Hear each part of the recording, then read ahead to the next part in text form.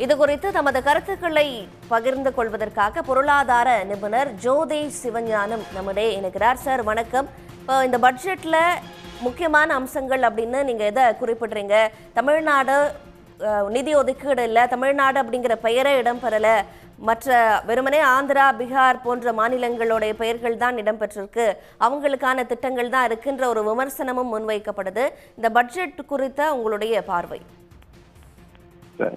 இந்த பட்ஜெட்ல வந்துங்க இன்டீரியம் பட்ஜெட் இடைக்கால பட்ஜெட்டுக்கும் ஒரு சின்ன ஒரு சில மாற்றங்கள் தவிர மற்றபடி அது இடைக்கால பட்ஜெட்டு இதுவும் ஒண்ணுதான். அதுல எந்த பெரிய மாற்றமும் இல்லை. உதாரணமா ஒட்டுமொத்தமா உள்ள நிதி பற்றாக்குறை 5.1 இருந்தது. அது இதுல 4.9 குறைச்சிருக்கிறாங்க. ஸோ அது வரவேற்க வேண்டிய ஒன்று. அது கூட ஆர்பிஐல இருந்து அவங்களுக்கு அந்த பணம் கிடைச்சதுனால 2,11,000 கோடி கிடைச்சதுனால இருக்கலாம். அதே மாதிரி டைரக்ட் டாக்ஸஸ் கொஞ்சம் அதிகமா இருக்கு. மற்றபடி செலவுகள்ல எந்த இதுவும் இன்னொன்று வரி வருவாய்கள்ல இன்கம் டாக்ஸ் கொஞ்சோண்டு இது கன்செஷன் கொடுத்துருக்குறாங்க. அந்த ஸ்லாப் எல்லாம் மாற்றி அமைச்சிருக்கிறாங்க. Security transaction tax, capital gains டாக்ஸ்ல சில மைனர் சேஞ்சஸ் பண்ணியிருக்கிறாங்க. ஸோ அதெல்லாம் வரவேற்க வேண்டிய ஒன்று தான். நிதி ஒதுக்கீடை பொறுத்த வரைக்கும் பெரிய திட்டங்களுக்கு இப்போ முக்கியமாக இன்ஃப்ராஸ்ட்ரக்சருக்குன்னு அவங்க இன்டீரியர் பட்ஜெட்ல சொன்னது 11.1 லட்சம் கோடி என்னமோ. அது கிட்டத்தட்ட எந்த மாற்றமும் அதுல இல்லை. அதே மாதிரி இவங்க வட்டிக்கு செலுத்தக்கூடிய இது 11.6 லட்சம் கோடி ரூபாய். அதுவும் அப்படியே தான் இருக்குது. ஸோ 40% ஒட்டுமொத்த வருவாயில 40%. ஸோ அதனால மீதி வருவாய் அவங்களுக்கு குறைவா இருக்குது. செலவு பண்றதுக்கான வாய்ப்புகள் இல்லை. சென்ட்ரலி ஸ்பான்சர்ட் ஸ்கீம்ஸ்ல அதே தான் இன்டீரியம் பட்ஜெட்ல சொன்ன அதே நம்பர் தான் 5 லட்சம் கோடி செலவு பண்றாங்க. சென்ட்ரல் செக்டார் ஸ்கீம்ஸ்ல மார்ஜினலா இன்க்ரீஸ் பண்ணிருக்காங்க. ஒரு 15 லட்சம் கோடி ரூபாய் சென்ட்ரல் செக்டார்ல இது பண்றாங்க. இப்ப இந்த அறிவிப்புகள் டீடைல் உள்ள பார்த்தா எந்த இதுல இவங்க பண்ண போறாங்கிறது, எதுக்காக அலாட் பண்றாங்க? பீகாருக்கும் ஆந்திர பிரதேஷுக்கும் 15,000 26,000 கோடி ஒதுக்கீடு செய்யறாங்கிறாங்க. அது இந்த பட்ஜெட்லயே பண்றாங்களா இல்ல ஓவர் த பீரியட்? இப்ப ரோடுக்குன்னா உடனடியாக அதை செலவு பண்ண முடியாது. அதே மாதிரி அமராவதினா அதை இந்த பட்ஜெட்லயே செலவு பண்ண முடியாது. ஸோ ஓவர் த பீரியட் பண்ணிருக்காங்களா இல்ல ஒதுக்கீடு இதுல செஞ்சிருக்கலாங்கிறாங்கிறத இன்னும் டீடைல்ஸ் பார்க்கணும். அப்படி செஞ்சிருந்தா அது ஏற்றுக்கொள்ள முடியாது. தமிழகத்துக்கு ஒன்றும் பண்ணலங்கிறது ஒரு ஒரு ஒரு விமர்சனம். அதை தாண்டி பட்ஜெட்ல ஒரு சில மாநிலங்களுக்கு அவங்க ஆட்சி அவங்க இந்த மாநிலங்களோட ஆதரவுனால சார்ந்திருக்குங்கிற ஒரே ஒரு காரணத்துக்காக பட்ஜெட்ல இருந்து கன்சாலிடேட்டட் ஃபண்ட்ல இருந்து ஒரு தொகையை ஒதுக்கீடு செய்யறதுங்கிறது ஏற்றுக்கொள்ள முடியாதுங்க. ஏன்னா ஒன்றிய அரசுல இருந்து மாநிலங்களுக்கு நம்ம பிரித்து கொடுக்கறதுக்கு ஒரு ஒரு கோட்பாட்டின் அடிப்படையில் ஃபார்முலா பேஸ்டா தான் டிரான்ஸ்ஃபர் பண்ணணும். அதுக்கு அரசியலமைப்பு சட்டம் உருவாக்கின ஒரே ஒரு அமைப்பு நிதிக்குழு தான்.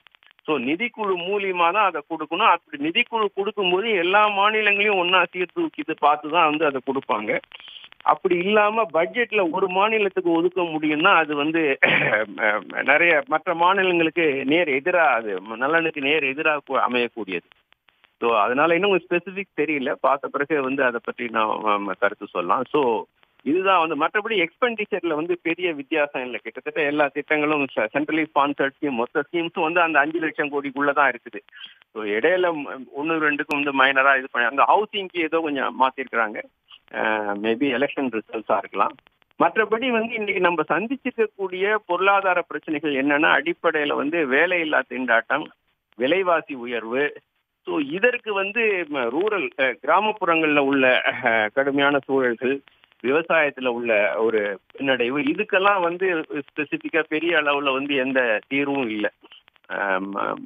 அதுதான் நம்ம சந்திக்கக்கூடிய மேக்ரோ எக்கனாமிக் சேலஞ்சஸ். அதை பற்றி அதை சீரியஸா அட்ரஸ் பண்ணக்கூடிய அளவுக்கு இந்த பட்ஜெட்ல பெரிய முதலீடு இல்லை. இப்போ இன்டீரியம் பட்ஜெட்ல சொன்ன அதே இன்ஃப்ராஸ்ட்ரக்சர் இன்வெஸ்ட்மெண்ட் தான். ஸோ கூடுதலா அதுல எதுவும் இல்லை. So that is my. Okay sir, macroeconomics வழியா பார்க்குறப்போ இந்த பணவீக்கம், வேலை வாய்ப்பின்மை இதெல்லாம் அட்ரஸ் பண்ணப்படும் அப்படின்னு எதிர்பார்க்கப்பட்டது. ஆனால் அது இல்லை அப்படின்னு சொல்றீங்க. அதே நேரத்தில் இப்போ காங்கிரஸ் ஆட்சி காலத்துலலாம் ரயில்வேக்குன்னு ஒரு தனி பட்ஜெட்டே தாக்கல் செய்யப்பட்டிருந்தது. இப்போ இன்னைக்கு இந்த ரயில்வே அப்படிங்கிற ஒரு வார்த்தை கூட இந்த பட்ஜெட்ல இடம் பெறல. குறிப்பாக அடுத்தடுத்து ரயில் விபத்துகள் நடந்ததுல இருந்து அதெல்லாமே ஒரு கடும் விமர்சனத்துக்கு இருந்தது. ரயில்வே துறையில இந்த நிரப்பப்படும் காலியான இடங்கள் அப்படின்னு எல்லாம் ஒரு எதிர்பார்ப்பு இருந்தது. இன்னைக்கு காலை கூட அந்த பங்குச்சந்தை ரயில்வேக்கான அந்த பங்கு வந்து ஒரு ஏற்றம் காணப்பட்டது. பட் அதுலயும் ஒரு டிசப்பாயின்மெண்ட் கொடுத்திருக்காங்களா? அல்ல, ரயில்வே மட்டும் இல்லைங்க. அதாவது இவங்க வந்து கடந்த 5 வருடமா வந்து இவங்க சொல்லிட்டு இருக்கிறது வந்து நாங்க முதலீட்டை வந்து ஊக்குவிக்கிறோம், முதலீட்டை ஊக்குவித்து எங்களுடைய முதலீட்டை அதிகப்படுத்தி அதன் மூலியமா வந்து வளர்ச்சியை கொடுப்போம் அப்படின்னாங்க. அது வந்து கொஞ்சோண்டு இன்க்ரீஸ் பண்ணியிருக்காங்க. என்னன்னா இவங்க முதலீடு வந்து எந்த அளவுக்கு சென்ட்ரல் கவர்மெண்டோட இன்க்ரீஸ் ஆயிருக்குன்னா 19-20ல 1.5% ஜிடிபியில இருந்தது. அது வந்து இப்போ வந்து 2.9% உயர்ந்திருக்குது. அதே சமயத்துல பொதுத்துறை நிறுவனங்கள் ரயில்வே, ரோடு, இது போன்ற பொதுத்துறை நிறுவனங்களுக்கான முதலீட்டு செலவுகள் வந்து அப்படியே குறைஞ்சிருக்குது. ஸோ மொத்தம் வந்து 3.2 இருந்தது, 1% குறைஞ்சிருக்கு ஒட்டுமொத்த பொதுத்துறை நிறுவனங்களோட முதலீடு. ஏன்னா அதுல உள்ள அவங்கள லாபத்தெல்லாம் வந்து இவங்க டிவிடெண்டா வாங்கிக்கிறாங்க. இவங்க வரி வருவாய் இல்லாம அதர் நான் டாக்ஸ் ரெவென்யூ வந்து இவங்களுக்கு ஒரு கணிசமான இது ஆர்பிஐல இருந்து கிடைச்சிருக்கு. அது இல்லாம வந்து டிவிடெண்டாவா வந்து பொதுத்துறை நிறுவனங்கள்ல இருந்து வாங்கிக்கிறாங்க. ஸோ பொதுத்துறை நிறுவனங்கள் அவங்களுக்கு வர லாபத்தை வந்து மேற்கொண்டு முதலீடு செஞ்சு அவங்க பிசினஸ் ஸ்ட்ராங்கா ஆகணுமே தவிர இவங்களுக்கு டிவிடெண்ட் கொடுத்துட்டு அவங்க போய் வெளியே கடன் வாங்குறாங்க. ஸோ அவங்க எந்த முதலீடும் செய்ய முடியல. ஸோ அந்த முதலீடு கணிசமா குறைஞ்சிருக்கு. அப்படி இருக்கும்போது ஒட்டுமொத்த முதலீட்டுல எந்த மாற்றமும் இல்லை. அதுல மாற்றம் இல்லாதப்ப வந்து வளர்ச்சி விகிதம் வந்து பெருசா ஆயிடாது. அதே மாதிரி விலைவாசி உயர்வுக்கு இன்னமும் வந்து ஜிஎஸ்டி இதெல்லாம் குறைக்கணும். மக்கள்கிட்ட வந்து பணம் புழக்கம் அதிகமாகிற அளவுக்கு வரிகளை குறைக்கணும். செலவுகள் வந்து ஹெல்த், எஜுகேஷன் இதுக்கெல்லாம் இன்னும் அதிகமா செய்யணும். அதெல்லாம் செஞ்சாதான் பணப்புழக்கம் மக்கள் கையில் அதிகமா இருக்கும். ஸோ விலைவாசியை கட்டுப்படுத்துறதுக்கு அரசு கடன் வாங்கத்தை குறைக்கணும்.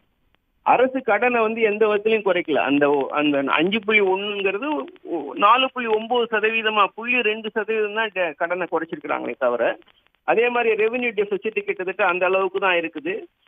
1.28 ஆக்கியிருக்கிறாங்க. அதாவது 5,80,000 கோடி வந்து ரெவென்யூக்கு அன்றாட செலவுக்கு கடன் வாங்குறாங்க.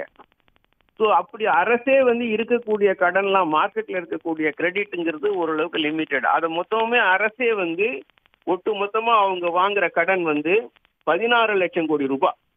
16 லட்சம் கோடி ரூபாய் அரசே கடன் வாங்கிட்டா அவங்களுடைய வருவாய் ரெவென்யூ ரெசிப்ட்ஸ் வந்து 31 லட்சம் கோடி ரூபாய். அதுல பாதிக்கு மேல கடனா வாங்குறாங்க. ஸோ இப்படி அரசே கடன் வாங்கினா தனியார் முதலீட்டுக்கு அது வழி இல்லை. வட்டி விகிதத்தை குறைக்க முடியாது. இன்ஃபிளேஷனை இன்னும் அதை அதிகப்படுத்தும். ஸோ இன்ஃபிளேஷனை குறைக்கிறதுக்கு மக்கள் கையில பணப்புழக்கத்துக்கு உதவுற மாதிரி வரிகளை குறைக்கணும், செலவுகளை அதிகப்படுத்தணும், அவங்க வாங்குற கடனை குறைக்கணும். இதெல்லாம் எதுவுமே வந்து ஒரு கணிசமான அளவில் எந்த இதுவும் இதுல நடக்கல இந்த பட்ஜெட்ல. அதனால்தான் வந்து இது அன்எம்ப்ளாய்மெண்ட்டை அட்ரஸ் பண்றதுக்கோ விலைவாசி உயர்வை அட்ரஸ் பண்றதுக்கோ இதுல வந்து போதுமான எதுவும் இல்லைங்க. இது மற்றும் ஒரு இடைக்கால பட்ஜெட் போலத்தான் இருக்கு அப்படின்னு குறிப்பிட்டீங்க. உங்களுடைய கருத்துக்களுக்கு மிக்க நன்றி சார். அடுத்ததா உடனுக்குடன் செய்திகளை தெரிந்து கொள்ள சன் நியூஸ் பெல் ஐகானை கிளிக் பண்ணுங்க.